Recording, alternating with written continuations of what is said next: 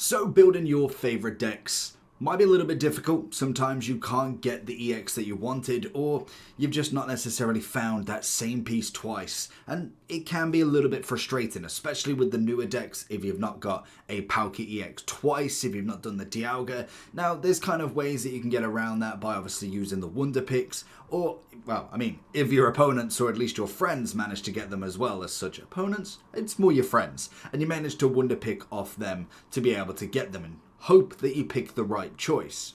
Then you have got the bonus points you obviously get from actually opening packs that can be utilized to buy what you need.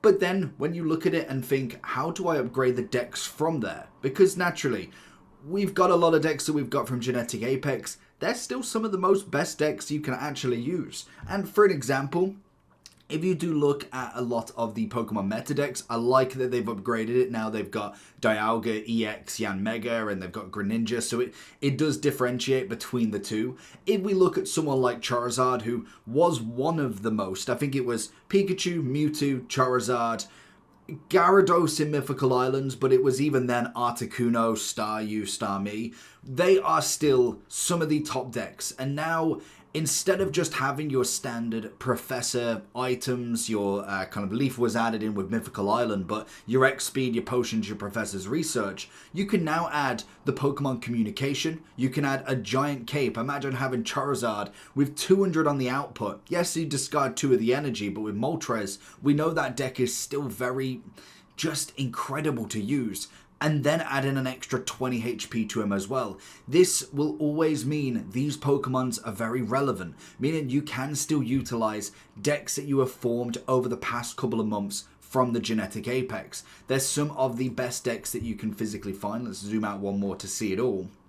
You will find a lot of them in that sort of way, and add in a few of the others. A Shaman, obviously once during your turn you may heal 10 damage from each of your Pokemon. It's a potential to add extra to it. Now you might find some variations. This is going to be predominantly the standard one. You'll probably find a Cape as well. Dawn could be used, to be fair, if you do retreat with Moltres and then add in Charizard. It gives you another way to get a second energy on. Say you've managed to get the 4 in there, but Moltres has had to come back because of a Leaf. You've gone and hit with a Charizard on 200. Then you've got an energy on Moltres and then still 1 on your next turn. It means you can hit that damage once more, meaning you don't need to have Moltres in for as long.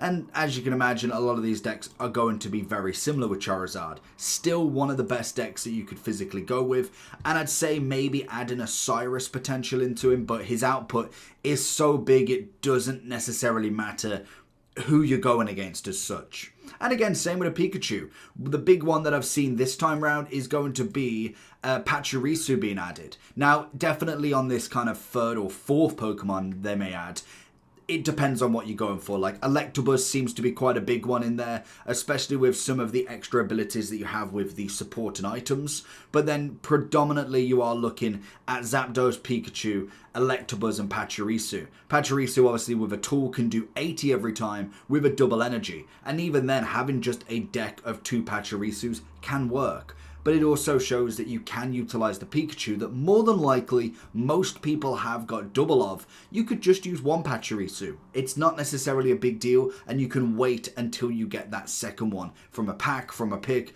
or just naturally as you're progressing through the game.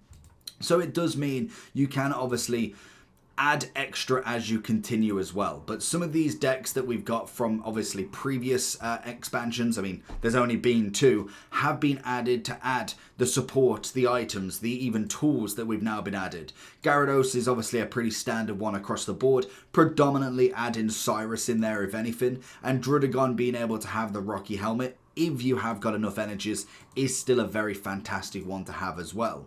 Then if we kind of go down again, if we're looking at something like Celebi, they have been added to add a few more extras in kind of like the communication and the cape more so than anything, but the Pokemon themselves are pretty much standard. You're looking at Cyperia, Executor, and obviously Celebi being the main ones. Yanmega can be added, and you've got to discard a random energy from this Pokemon to be able to utilize it. But again, in them scenarios that you do manage to kind of get Cyperia online, you manage to get a Celebi and a Yanmega, you are pretty much covered from all bases. You've got the generic, majorly powerful with all of the energies, but then a very constant attacker if you wanted to go down that route as well. Same with Executor. I don't know if I'd quite have all 4 of them, but at least 3 of them really work. And you could have the Shaman just to add that extra HP.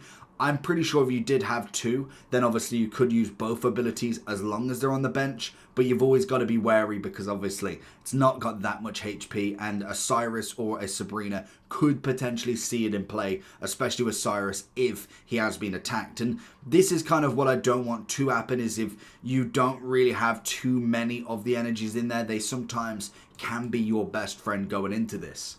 And then obviously with the Mewtwo, we are pretty standard across the board. I don't think there's been too much changing. Obviously, Cyrus is going to be a big one in there. The Cape's going to be the other.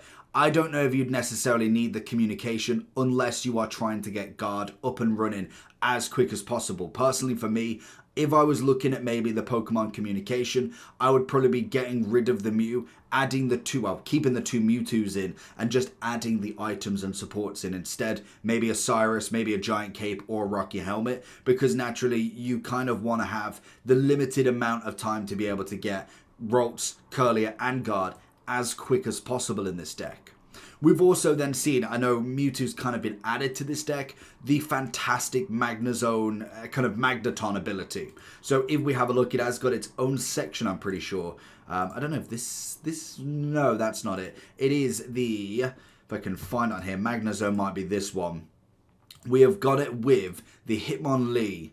Is it none of them? It's Hitmonlee. It is Marshadow. It might be in one of these. I think, yes, bar from the Farfetch'd, I'm pretty sure. But basically the premise of this deck is we've had Magneton for quite a bit. The ability of adding an energy per turn is fantastic in itself, adding a second energy, because you have Hitmonlee just doing damage left, right, and center on the back unit. You then obviously have Marshadow ready to do the 100 when he fails, and then the second one in Marshadow to be able to do the same. But in the background, having Magnemite turn into Magneton, adding the Volt Charge to then, once you're ready, once you've obviously got enough energy in there, to then obviously go into the Magnezone as well, do the 110. So you've basically got 30 for the bench, you've got 100 on the kill, then you've obviously got either another 100 on the kill, or you potentially then go into the Magnezone that does 110 every single time. It's a very fantastic deck that trickles down dependent on what your opponent's doing. Now obviously Sabrina's is just Sabrina that moves it. Sabrina, Cyrus, if obviously you've got damage somewhere, can alter the plan. But from what I've seen, absolutely phenomenal in itself. And then you go to the standards. You go to Darkrai, Weavile, Druddigon. You go to the decks that basically don't require you to do anything. This one, for instance, if you have the Rocky Helmet on Druddigon, you have that as your lead. The second one on a ready to swap. Darkrai taking all of the dark energies. Greninja using the Water Shuriken. You basically don't need to physically attack. You just utilize their abilities. Obviously with Druddigon with the rough skin and a Rocky Helmet, will do 40 every time it gets attacked. If you do get Sabrina'd, you get another Druddigon in with a Rocky Helmet. It's a very interesting ability that you don't ever need to attack with this deck. It's not necessarily a great win rate, but it still wins without attacking, which is the most scariest thing. We then also have the likes of the medium sort of decks. We have got the Arcanines, the Mews, the kind of ones that are thrown in there, the Blastoise, the Venusaur, that have had it extra on the support and items. And this is kind of where I'm going with the most meta decks and how you can evolve them, because you don't have to give up on them. Pikachu's still very relevant. Celebi is still very, very relevant until you get into the point where you are looking at, for instance, a Dialga Yanmega partnership. You are looking at Dialga and Heatran. You're looking at Palkia and all of the Manaphy's. Then naturally you can progress to them and bring them up to speed once you manage to get all of them. Maybe you've only got one Palkia here. You put one in, you get one Manaphy, you just change it all about and eventually bring yourself up to speed to one of these decks. And naturally that's kind of the best thing about it. You don't always have to have the brand new. Like the Infernape, it's obviously featuring a lot of the new Pokemon.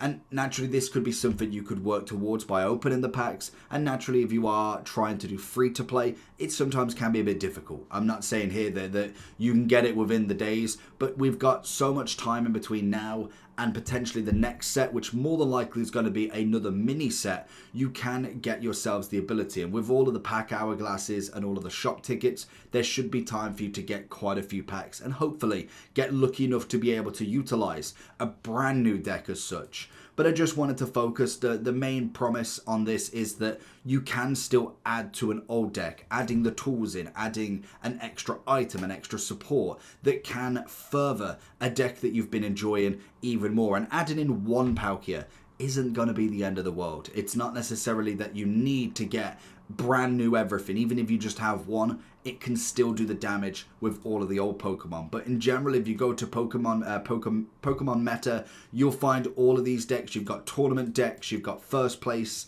you've got a 5-win streak, and then you've also got new cards if you wanted to have a look there. So many different kind of variations you can go with there. You've even got the Lake Trio, which I personally had a try at. It's a very interesting one, but it's also very difficult to use. But naturally, again, that could be made into a very meta deck once we get to the ability that maybe they do have an EX each. Maybe one of them gets an EX, or there's an item that really helps with their HP. Who knows, but we will see. Some of my favourite decks to try out, Weavile and Darkrai, always incredible. I do love the Infernape and the Pachirisu 2 decks there, and most definitely some of them fighting decks you've got to give a go.